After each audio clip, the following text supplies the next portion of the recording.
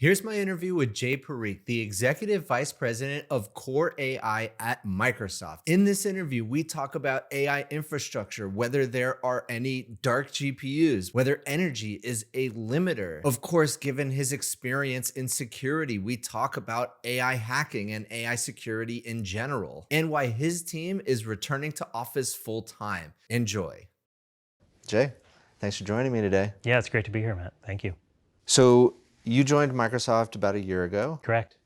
You report directly to Satya. You're overseeing the newly combined Core AI team, the combined developer division, core infrastructure teams. First, break down what those two teams did and now what this new Core AI team does under your leadership. Absolutely. So we created the Core AI team early this year in January of this year.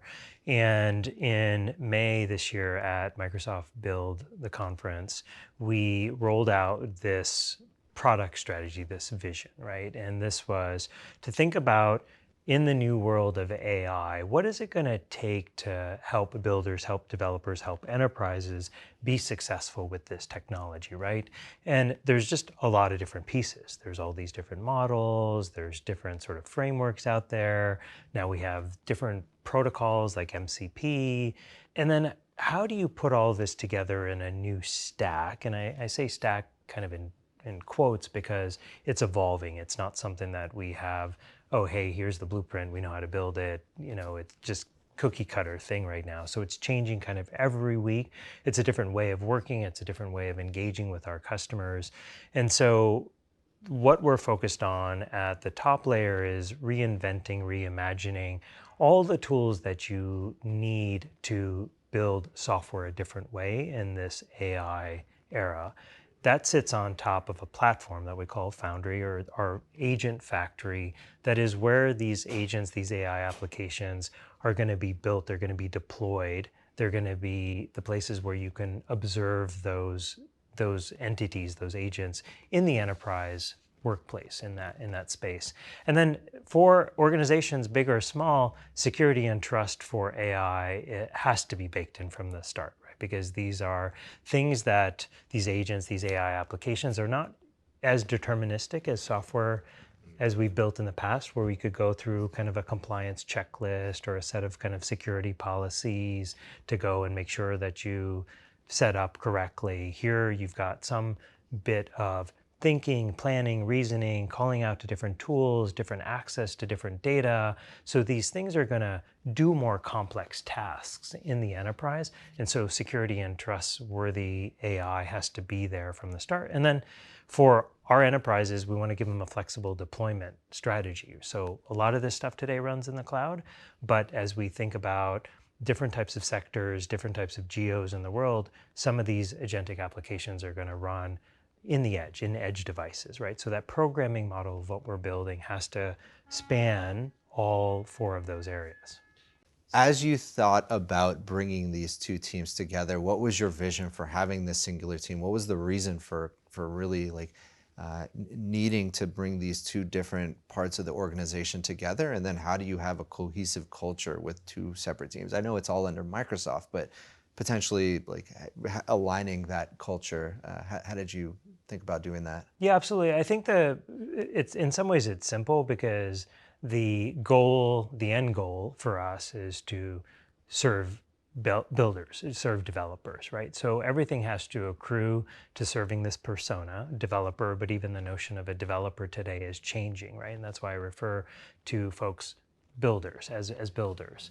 And so everything we do in terms of our product, the way we work together, the way we measure our progress, the way we engage with the end user, with the companies that we work with, is about really looking through the entire tech stack to make sure this stuff all adds up, right? In a way where it's going to be easy for developers to get their arms around this technology, to be able to really use this to really ramp up creativity and collaboration and not be stumbling around with a lot of things that don't connect, or they're hard, or they're insecure, or they're not observable, or they're just missing parts, right? That's why this, in some ways, is a vertically integrated organization that's end goal is to, and our focus is to empower everyone, every builder out there to shape the future with AI. And these are the components that I think are necessary to put together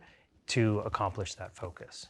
Okay, so right before we started rolling, we were talking about building an in-person culture, and Microsoft and your team starting in the new year is going to be fully in person again. Talk a little bit, because talk about what we were talking about earlier. Why is that so important? Yeah, absolutely. I think it's, listen, we're in this journey, right? This decade, in terms of, we started off this decade with early in COVID and coming out of that, and everybody was at home, and then some people stayed remote, some people came back early, and I believe, and I think we're excited to have people be able to collaborate, be able to create, and be able to mentor, coach, learn from each other in person, right? Because in some ways, so much of being able to use these AI tools is learning from each other, right? Because this stuff is changing so fast, right? And somebody may find a unique way to use Copilot to solve this type of task, and then you want to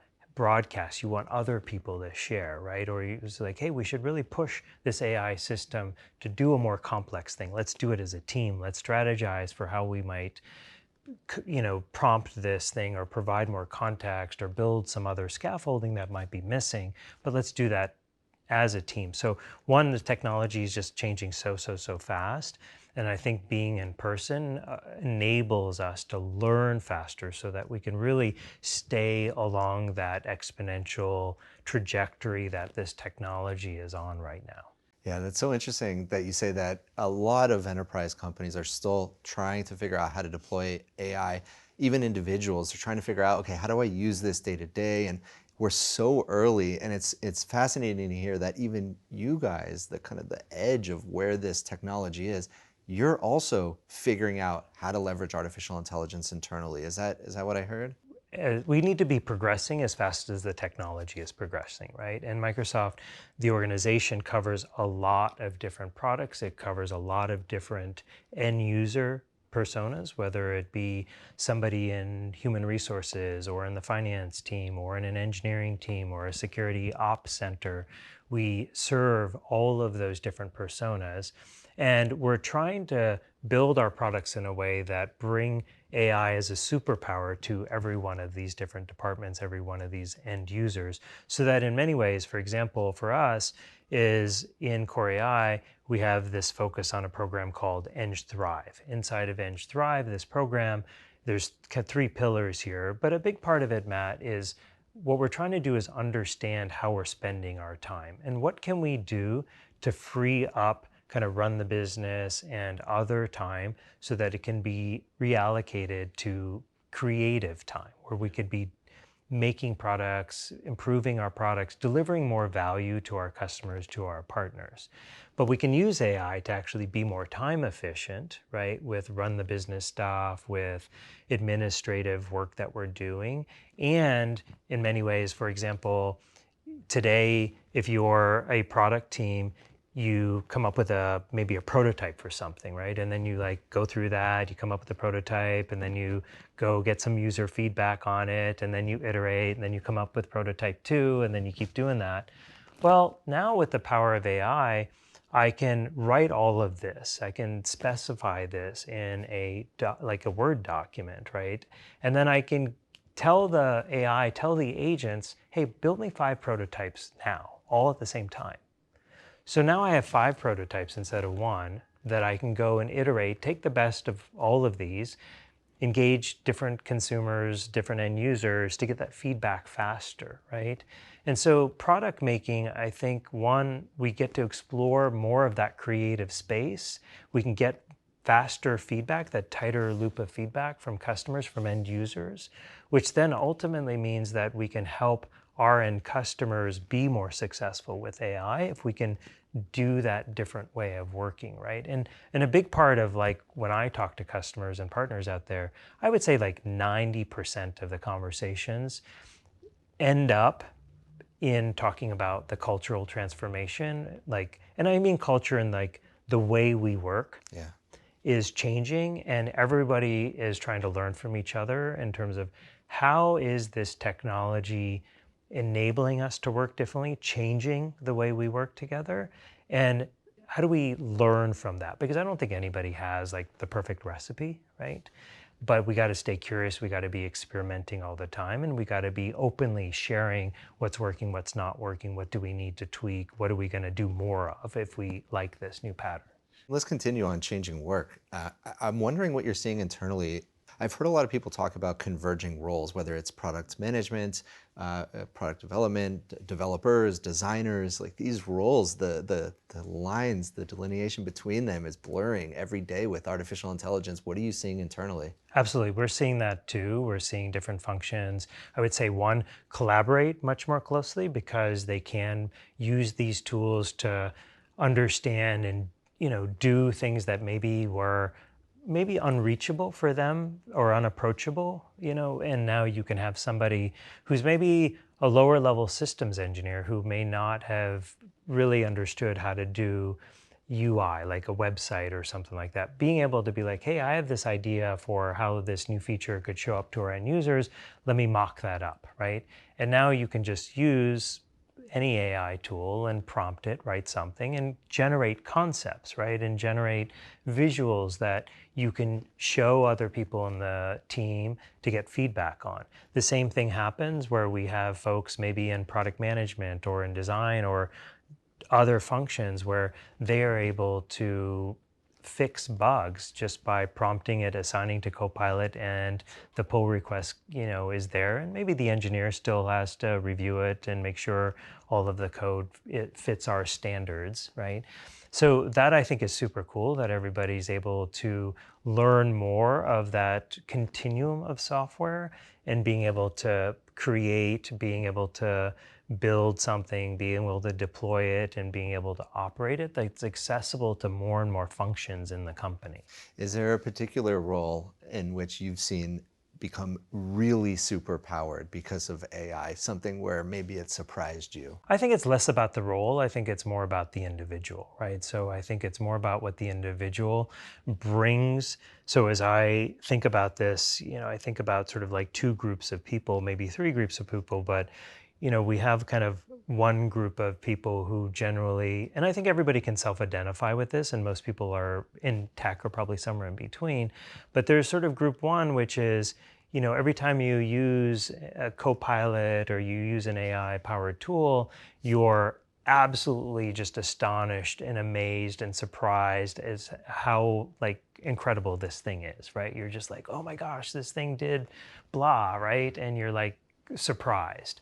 Then there's like group two of people, and group two people are most of the time frustrated that the AI tool or Copilot isn't delivering on what they expect of it, right? And usually group one, your ambitions, your expectations for AI are too low, and you're using it not frequently enough. Group two is you're using it a lot and you're pushing your understanding and the capabilities of the AI. And the thing is that's really interesting there is because people will stay curious. They'll try different models, they'll try different techniques for context engineering, they'll learn things like evals and fine tuning and more about reinforcement learning. And so that curve of like exponential advancements that's happening in AI, they're more riding that curve of learning, whereas the people who are using it in group one, probably using it infrequently and are too much amazed with the tools versus having some active like frustration with it because you're giving it, you're pushing it for very complex tasks, and it's not delivering all the time for you. Yeah, I mean, it's such an exciting time because it is so new. There's not many golden paths to follow. So you are kind of forging these new paths, these new directions in which to use these tools. It is quite exciting for the curious person, as you said. Yeah, and we have teams doing a whole range of things. We have teams that are very, very, I think, advanced in how they're using AI, and they are generating lots and lots of like output, right? Like new things they're building. They don't look at a single line of code because they have become masters in how they do the context engineering and then how they do the verification and the validation of that, right? So code is, for them like a intermediary state. And it's not just delegating a simple task to one agent. They're actually orchestrating and organizing a team of agents, right? So they're able to fire off like different types of agents. Those agents are all working together on this complex task that they specify up front, and then they create the verification systems. And even some of them are pretty cool because the verification agents will like feed back to the coding agents to like fix its own problems. So I want to switch gears for a moment and talk about powering all of these amazing innovations. When you think about the data centers, first of all, congratulations on Fairwater. It's exciting. Yeah, very cool. You kicked that off last week, I believe, and or opened it up last week. Like, what are the biggest constraints today? I'm hearing, a lot of folks talk about either like GPU constraints, but it seems more and more like power constraints are the true constraints, especially in the US. Is that what you're seeing? I think it depends in terms of what people's ambitions and plans are, right? And I think there is a lot of supply chain scaling up that's happening, whether it be power, land, whether it be kind of the big heavy equipment, transformers, those types of things that go into running a hyperscale or a big scale data center, right? And those are all things that the industry is obviously rallying on, and people are scaling up their manufacturing, and we're all teaming up to kind of tackle those changes. And it depends on kind of the geo in the world as well, right? And what might be the constraints here in the US versus what might be true in Europe. There are some countries in the world that have put, moratoriums on not building any more data centers because they rode that boom, for a really long time for a while, and now there's a pause for a while, right? Whereas others are, open for business and want to invest and build and scale more rapidly right now, right? So I think this is not atypical of some like infrastructure, I guess, acceleration boom right now that we're seeing. But it's exciting because I think a lot of really interesting engineering challenges are being sorted out in terms of how to do these things cheaper, better, faster. There's another aspect of this, which is the actual hardware, kind of what these AI systems required last year versus this year versus next year is changing, right? Even if you look at, say, NVIDIA's hardware roadmap, right? You look at the generational differences and what they will do to the entire system, from cooling to power to what that network looks like.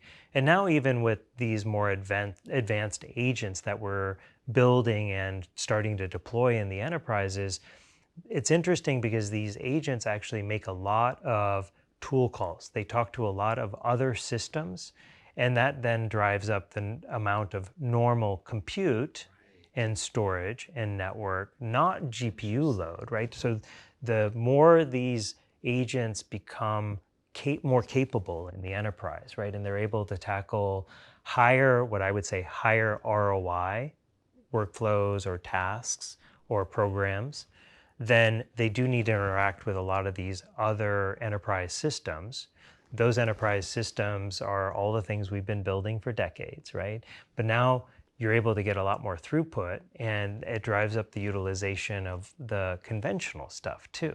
So we have a whole kind of system scaling problem here. And as much as there is a lot of like money and focus on kind of the GPU and AI data center, it is a system that is evolving and growing and advancing at a very rapid rate beyond just the chip, the GPU, or a particular AI data center. I think that makes a lot of sense, but of course, like over the last few weeks in particular, there's been a lot of discussion about AI bubble and infrastructure investment, and Gavin Baker made this analogy to the fiber rollout in the mid 90s, right? So as the fiber was getting rolled out for the internet, 95% of it was dark, but then he said, today there are no dark GPUs. But then, Satya just a couple weeks ago said, well, that's true, but we actually can't source enough power, and we actually have GPUs kind of just sitting idle, waiting for that power. So maybe talk a little bit about what the current state of GPU utilization is within Microsoft. Yeah, for us, the focus on making sure all of our workloads, right? And this doesn't just apply to GPUs, it applies to CPUs as well. Efficiency of any workload across Microsoft is a top priority for us, right? So, one, we have focused efforts, we have focused teams, we have an incredible amount of like science that goes into understanding how the different components, how the different services, how the technology, right? It's like the CPU, the GPU, but you have network, you have memory bandwidth, you have all these different components that you are managing, you're inspecting, and then you're doing optimizations in maybe the way you train a model, the way you do inferencing. And the neat thing about for Microsoft that I find is we have a lot of different workloads, right? We have our first party workloads like M365 or GitHub, etc. And we have all of these third-party workloads from our customers. And so being able to optimize these different, be able to learn from these different workloads, how they're changing, and then to be able to optimize our entire stack, the hardware stack and the software stack and the application stack to be able to get the most, I guess, use out of these GPUs is something that we spend a lot of time on and are measuring, adjusting, tweaking, improving every day. Yeah. Um, but like specifically, is there enough energy to power all of the GPUs that Microsoft has for now and then as like the next 12, 18, 24 months happen?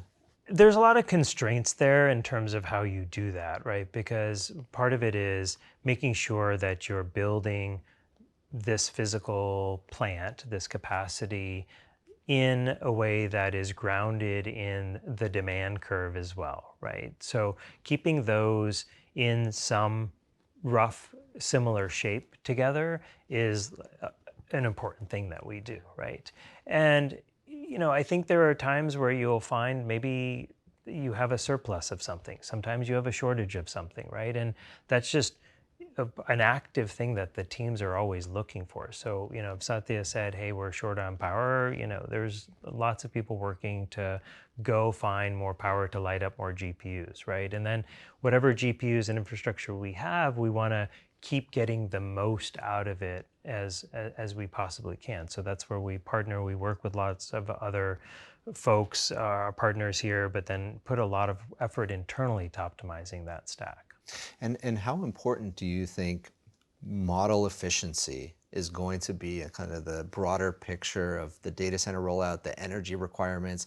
These models seemingly are getting smarter, smaller, more efficient. How important is that in the total equation as you think about rolling out AI to enterprise? Yeah, and just on the last topic, I think it's maybe just to worth calling out that you can always talk about how much more power you need or there isn't enough power, but oftentimes like you have for the power we have turned up with GPUs plugged in doing work, you want to get the most out of the power you have because that is like the most cost effective and the fastest from a lead time perspective, right?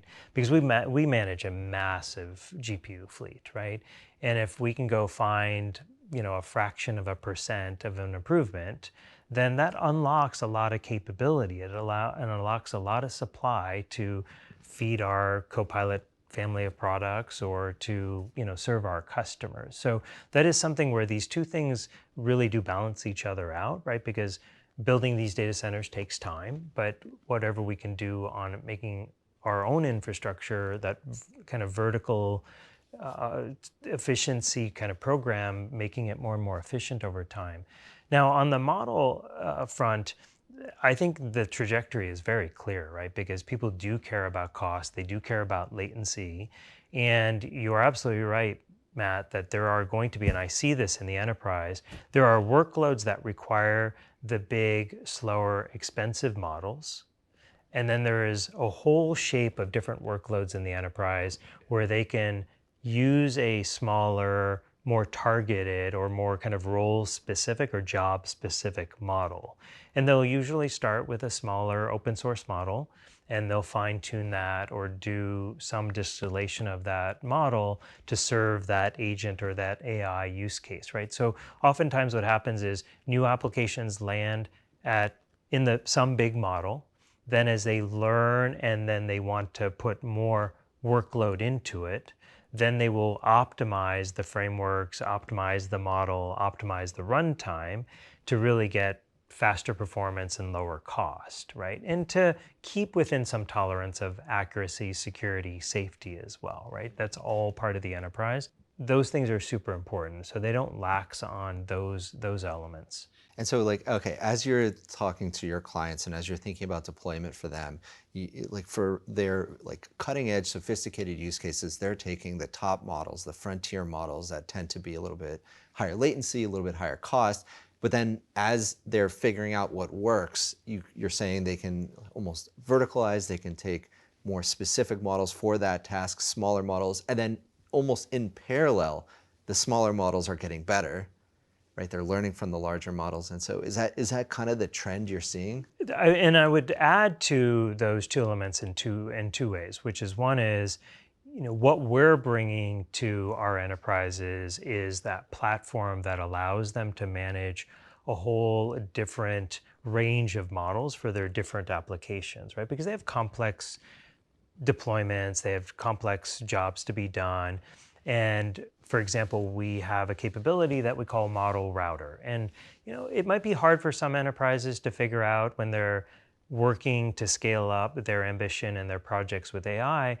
And it may be hard for them to know which models to go pick for each application. But we have a capability that we call model router. And you can just send your application, your agent through the model router, and you can provide it some input. Do you care about low cost? Do you care about fast performance? Do you care about just absolute best quality? And so you can set those dials, and then the router will pick the underlying models that it's been trained to understand the characteristics of these models. So these are things that we want to take that overhead off of the enterprise's plate to help them be able to use multiple models to optimize for each workload.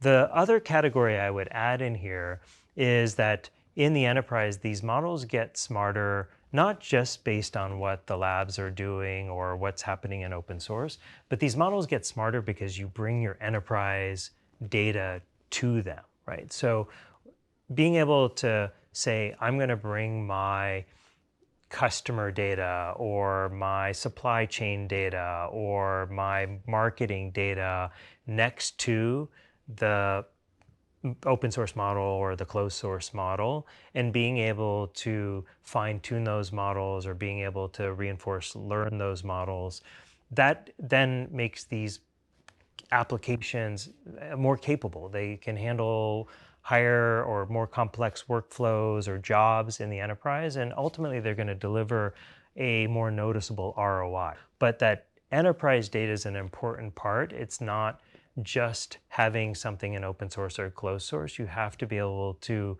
bring that enterprise context close to and be able to evolve the model as well. So because you mentioned open and closed source, I want to go a little bit deeper in that. How do you advise your customers on how to think about open versus closed source?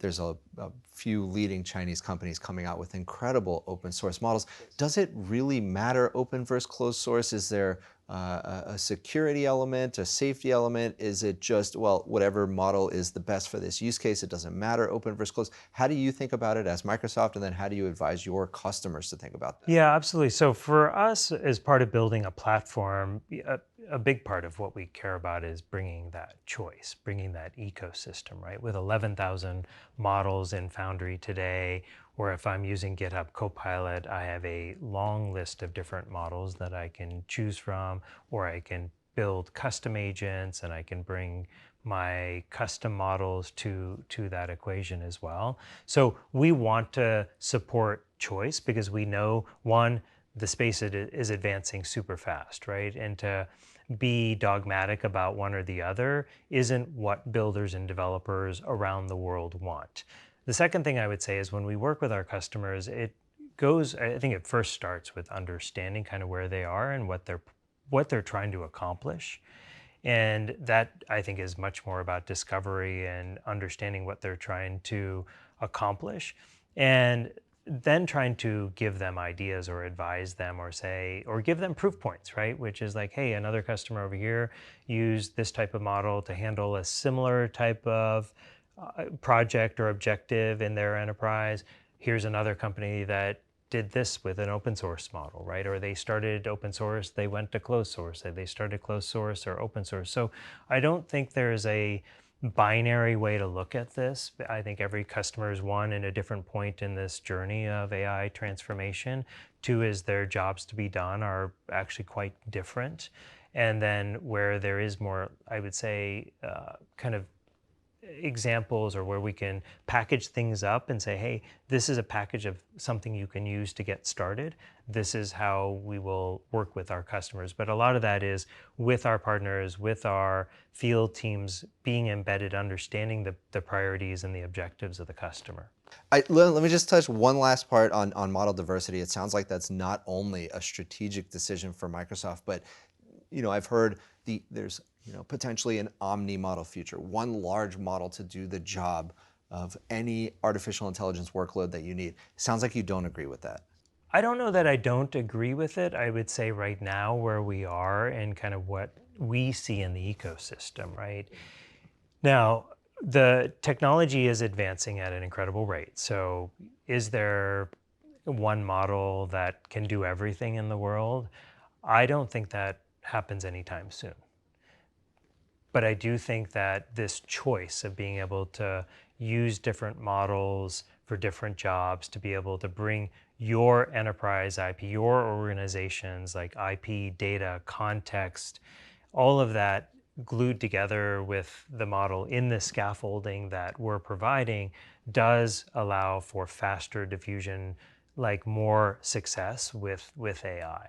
Now, if there are models that just are way out there in terms of capability and they just become the default, that will be another day that we'll have to think through what this programming paradigm looks like. But I think there's so much context and there's so much difference, like different problems to be solved out there, whether it be in healthcare or in biology or in supply chain or in climate or in finance processes or industrial processes, that it's going to be hard for any one model to be the best at everything, right? And I think there's always going to be a need for some smaller model or some custom model for those specific problems. As AI becomes more and more diffuse in the world, as more and more adoption happens in organizations, in enterprises, I think this is only going to accelerate the creativity and the customization of the underlying components. Okay, and I mean, let's switch to the kind of the dynamic with OpenAI for a moment.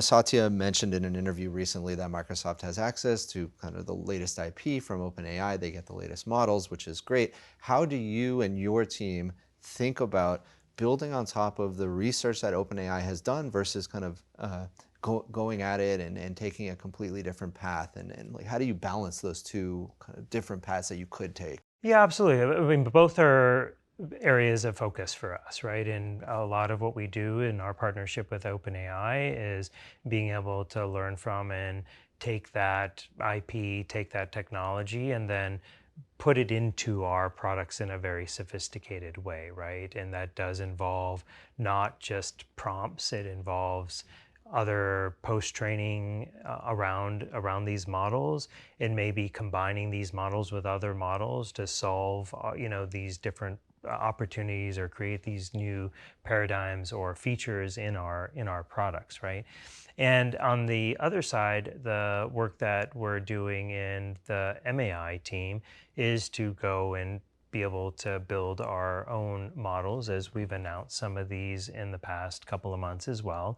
So we are building that infrastructure, that that capability. We are shipping stuff in that. So it's two parallel threads in terms of what we're pushing on, and we're fortunate to be able to kind of learn from both aspects in both efforts. So let's continue on your interaction and your dynamic with Mustafa now and the MAI team. So as they're building incredible things, as they're releasing it, how do you, what is that dynamic, what is that communication like where you're determining what to build into production and what do you deploy to your customers? Yeah, it's high bandwidth in terms of being able to, or our collaboration there, right? So it's infrastructure collaboration, it's sort of like algorithm research, collaboration. It's how to get better at evals. It's working together on safety and trust issues together. So I would largely say, most of it is just think of it as like one team, and the teams are working together and bringing kind of all of their different talent, their different diversity to the table to solve these priority problems we have, right? And some of them may fit more with one team versus the other team, right? So for example, the stuff we're doing to drive this model development for software development, is largely done with teams that are more connected to GitHub Copilot and to our developer tools, right? So that's just where we divide and conquer, but there's a lot of collaboration that's happening between the two. Perfect. I want to talk a little bit about safety and security. You were at Lacework, spent years on cloud security. Obviously, there's a lot of attack vectors for artificial intelligence, whether you're talking about the theft of model weights, poisoning the weights themselves, using AI. I don't know if you saw that paper from Anthropic about like a completely autonomous system being used for hacking. What are you kind of most worried about? Which attack vector kind of keeps you up at night, if any?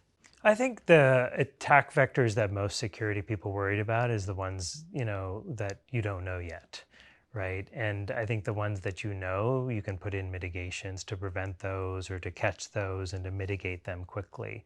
I think we're in a place, just like we talk about what AI can help you do to create and to solve problems that humankind may not have been able to solve for decades in the past. Now those things are reachable, right?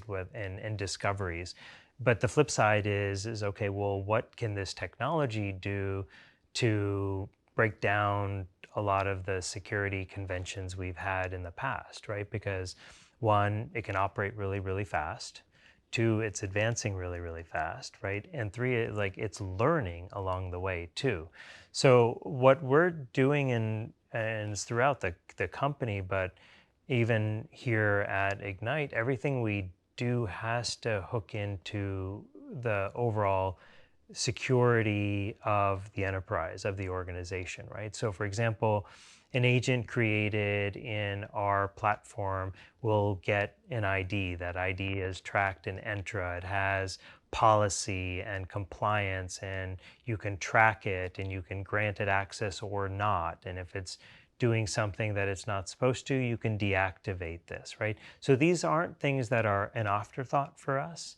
They're designed kind of from the get-go when we're building a new part of the platform or a new tool, and providing that understanding of what it is, that observability of what it is, and making sure it adheres to your company's compliance or governance or security guidelines that you have, your expectations that you have, and then being able to act on these things, right? And being able to go and say, hey, I want to go and trace through what this agent did yesterday in this customer support case, and being able to see line by line everything it did, all the tools it called, all the data it accessed. If there was a human in the loop, what did they approve or not approve? And being able to really learn from how these things are operating in that. But security has got to be there from the start for us. Okay, and last question for you, Jay. What is your most contrarian belief about artificial intelligence today? I don't know if this is my most contrarian, but back to some of the things we were talking about. We often get the question, or part of the dialogue in interviews like this is, how many lines of code does AI write for you, right? And that is a completely nonsensical and like dumb All right, so I should stat for cross that me, out, huh? right? Yeah, absolutely. Because I think that is measuring something that doesn't really make sense in this world. And really, you have to focus on what are you able to do now that you couldn't do before, right? So I'll give you an example.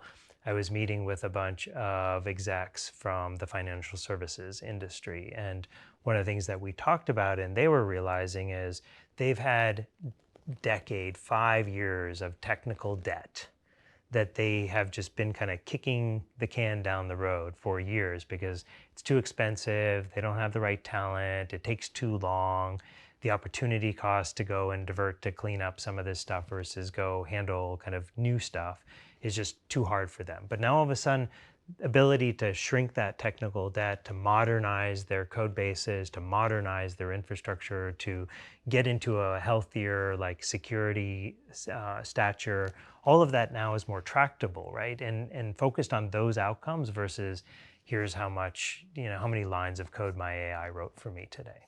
All right. Well, Jay, thank you so much. I Thank you. appreciate your time. Thanks, man.